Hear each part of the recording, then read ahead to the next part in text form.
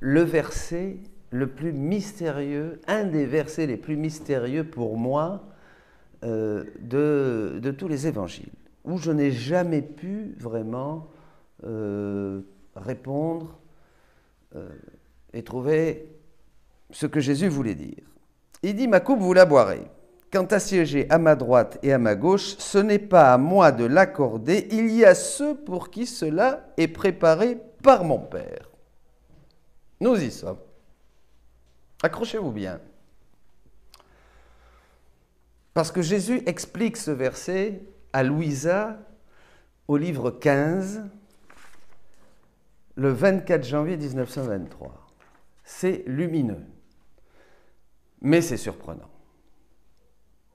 Je dis clairement, c'est lumineux, mais c'est surprenant.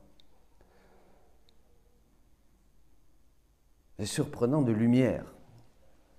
Donc le Père a prévu cette place à droite et à gauche pour certains. On s'est toujours demandé, je me suis toujours demandé, mais pour qui? Alors je me disais, ça doit être le Padre Pio, qui a tellement souffert. Non, après je me dis, non, Marthe Robin. Et puis un jour, j'ai vu que Jésus aussi avait fait une promesse à Gemma Galgani. Hein, bon, les grands stigmatisés, les grands sages. Je me dis, mais qui va être à droite et à gauche dans le royaume?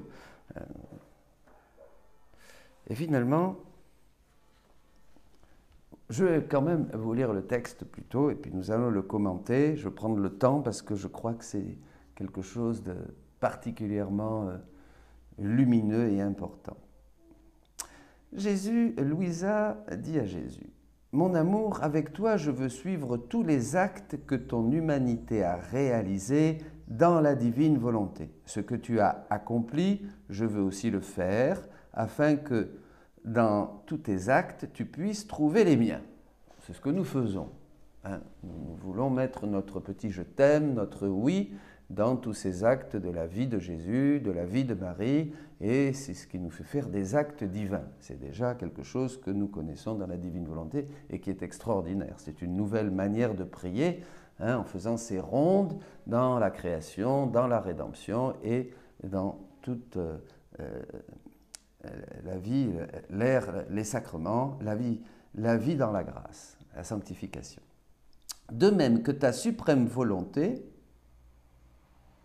de même que dans ta suprême volonté, ton esprit traverse tous les esprits des créatures afin d'offrir d'une façon divine au Père céleste gloire, honneur et réparation pour chaque pensée mauvaise des créatures et pour sceller chacune avec la lumière et la grâce de ta volonté. Alors, moi aussi, je veux traverser chaque pensée des créatures, de la première à la dernière, afin de répéter ce que tu as fait.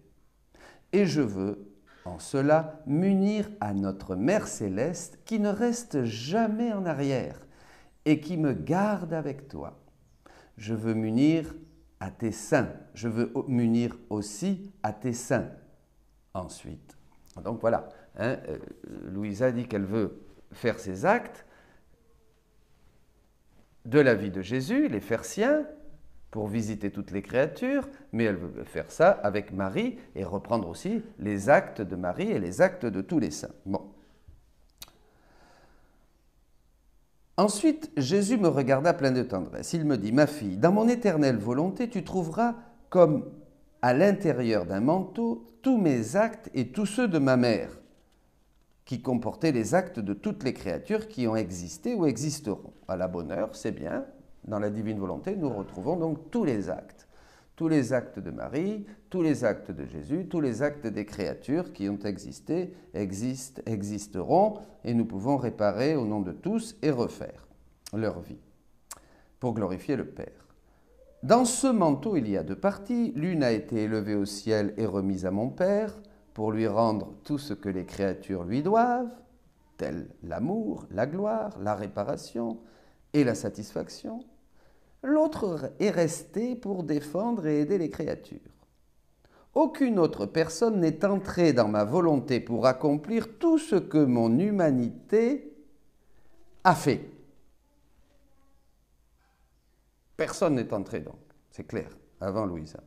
Mes saints ont accompli ma volonté mais n'y sont pas entrés pour participer à toutes mes réalisations et prendre avec eux tous les hommes du premier au dernier en les rendant acteurs, spectateurs et diviniseurs. Ah, c'est clair. Personne, avant Louisa, n'est entré dans la divine volonté. Les saints ont fait la volonté de Dieu de manière héroïque et admirable. Ils sont tellement contents maintenant. Si on ne fait qu'accomplir ma volonté, on est inapte à répéter tout ce que fait mon éternelle volonté. Elle ne descend alors dans la créature que d'une façon limitée, dans la mesure où elle peut la contenir. Par contre, celui qui entre dans ma volonté participe à son éternel essor. Ses actes rejoignent les miens et ceux de ma mère. C'est très important. Notez ça pour la suite. Nos actes dans la divine volonté rejoignent les actes de Jésus et les actes de Marie. Bien. Regarde, dans ma volonté, y vois-tu, ne fût-ce qu'un seul acte réalisé par une créature, autre que ma mère, qui se soit joint au mien en couvrant tous les actes accomplis sur la terre. Regarde bien, tu n'en trouveras aucun, ce qui signifie que personne n'est entré dans ma volonté. Il a été réservé à ma petite fille d'ouvrir les portes de mon éternelle volonté pour unir ses actes aux miens et à ceux de ma mère et ainsi rendre tous nos actes en triple devant la majesté suprême pour le bien des créatures. Je relis. Il a été réservé à ma petite fille, Louisa, d'ouvrir les portes de mon éternelle volonté pour unir ses actes aux miens et à ceux de ma mère et ainsi rendre tous nos actes en triple devant la majesté suprême pour le bien des créatures. Les portes maintenant étant ouvertes, d'autres créatures peuvent y entrer pourvu qu'elles soient disposées à un si grand bien. Donc maintenant, si nous sommes disposés et que nous avons donné notre oui, eh bien nous pouvons entrer dans la divine volonté et faire nôtres les actes de Jésus, les actes de Marie, pour le bien de toutes les créatures. C'est quand même extraordinaire, c'est merveilleux. À partir de Louisa, ça y est, elle est la petite fille, la première qui a eu ce don de la divine volonté. En compagnie de Jésus, dit Louisa, j'ai continué à voyager dans sa volonté, en refaisant tout ce qu'il a fait. Voilà, on peut faire ça tous les jours, balayer, faire la cuisine, aller chercher des fleurs, tout ce qu'a fait Jésus, manger, dormir, nous pouvons le prendre, le faire dans la divine volonté et l'offrir au Père et pour le bien de tous les hommes. Puis nous avons regardé la terre, que de choses... voilà. Alors là, je passe. Juste une petite phrase. Jésus revint un peu plus tard et continua de me parler de sa très sainte volonté en disant, c'est là que nous allons trouver la réponse à notre mystérieux verset de l'Évangile.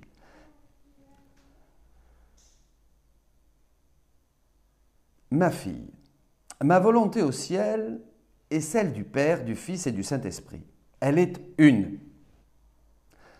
Quoique les trois personnes soient distinctes, leur volonté est une. Le Père, le Fils et le Saint-Esprit ont une même volonté, la divine volonté. Puisque c'est une seule volonté qui agit en nous, elle constitue notre bonheur. Dieu n'est heureux qu'en faisant sa volonté, bien sûr, et notre égalité en amour, pouvoir, beauté, etc. Si au lieu d'une volonté unique divine, si au lieu d'une volonté divine unique, il y en avait trois, nous ne saurions être heureux, encore moins rendre les autres heureux. Bien sûr, Dieu serait divisé en lui-même, il y aurait trois volontés, le Père aurait une volonté, le Fils aurait une volonté, l'Esprit Saint aurait une volonté. Bon, ça serait le bazar dans la Trinité, vous voyez, il n'y aurait même pas de Trinité d'ailleurs. Bon. Puisque c'est une seule volonté qui agit en nous, elle constitue notre bonheur, etc. Si au lieu, il y en avait trois, de plus, nous serions inégaux en pouvoir, sagesse et sainteté, etc. Notre volonté unique est notre seul bien, duquel coulent des mers de bonheur. voyant la grande valeur qui résulte de notre unité d'action dans la divine volonté, notre volonté veut aussi agir en unité dans trois personnes distinctes sur la terre. Je répète, voyant la grande valeur qui résulte de notre unité d'action dans la divine volonté, notre volonté veut aussi agir en unité dans trois personnes distinctes sur la terre, la mère, le fils et l'épouse. De ces trois personnes, d'autres mers de bonheur couleront, apportant un bien immense à tous les voyageurs. Abasourdi, émerveillé, je lui dis, Louisa, mon amour, qui sont la mère, le fils et l'épouse, ces trois heureuses personnes qui constituent une trinité sur la terre et en lesquelles ta volonté est une? Ah, Louisa est surprise. Elle dit, mais c'est merveilleux, oui, c'est très beau. Mais qui c'est? Vous voyez, l'innocence de Louisa. Il répondit, n'as-tu donc pas compris? Deux de ces personnes ont déjà assumé cet honneur, ma mère et moi-même. Moi qui suis le Verbe éternel, le Fils du Père éternel et le Fils de ma mère céleste, Jésus et Marie. En vertu de mon incarnation, dans son sein, je suis vraiment son Fils. La fiancée est la petite fille de ma volonté. Je suis au centre. Ma mère est à droite. Voilà la place de droite. Les apôtres n'avaient pas vu. La belle-mère de Jacques et de Jean, eh ben, on n'avait pas pensé à la Vierge Marie. Mais bien sûr, bon, il y en a qui en ont pensé après, depuis ces 2000 ans de tradition. Hein. Évidemment, à droite, c'est la Vierge Marie, qui est médiatrice, qui est notre avocate, qui est notre mère à tous, qui a enveloppé, comme Jésus, qui a enveloppé tous les actes de toutes les créatures. Hein. C'est le cou, dira saint Bernard, par lequel passent toutes les grâces de la tête dans tout le corps du Christ. Voilà, c'est extraordinaire. Donc c'est la Vierge Marie. Voilà. N'as-tu donc pas compris? Moi, le Verbe éternel, je suis vraiment son fils. La fiancée est la petite fille de ma volonté. Je suis au centre. Ma mère est à droite et la fiancée, l'épouse, à ma gauche. C'est Louisa et c'est nous. Louisa a ouvert la porte. Donc vraiment, ce reflet d'une trinité sur la terre, eh bien, c'est Jésus, Marie, Louisa, chacun de nous, puisque maintenant la porte est ouverte. Nous pouvons faire des actes triples. Les actes sont triples. Les actes qui montent de la terre jusqu'au ciel sont vraiment un reflet des actes qui se vivent adentra dans la Trinité, entre le Père, le Fils et le Saint-Esprit. Quand ma volonté agit, elle fait écho vers la droite, maman Marie, et vers la gauche, Louisa, la première, la petite fille de la divine volonté, la première, celle qui nous a ouvert les portes. Formant une unique volonté, je répète, quand ma volonté agit, la divine volonté, donc maintenant, elle fait écho vers la droite et vers la gauche, formant une unique volonté. Et oui, nous sommes dans la divine volonté. Nous faisons des actes qui sont les actes de Jésus, les actes de Marie, et nous les faisons dans la divine volonté, comme Louisa qui nous a ouvert la porte, la première. Hein. J'ai déversé beaucoup de grâce en toi, dit Jésus à Louisa, je t'ai ouvert les portes de ma volonté, te révélant les secrets et les merveilles qu'elle comporte, et ouvrant bien des voies vers toi, afin que l'écho de ma volonté t'atteigne. C'est extraordinaire. En perdant ta propre volonté, tu dois vivre uniquement dans la mienne. N'es-tu pas heureuse? Je répondis, merci, ô Jésus, et permets, je t'en supplie, que je suive toujours ta volonté. Livre 15, 24 janvier 1923. Mes amis, Jésus, Marie, Louisa et chacun de nous, maintenant, nous pouvons faire des actes triples qui sont à l'image, qui sont l'écho des actes que le Père, le Fils et l'Esprit font éternellement dans la Trinité. Le ciel descend sur la terre et le ciel monte de la terre et retourne vers la gloire éternelle de la bienheureuse Trinité. Soyez bénis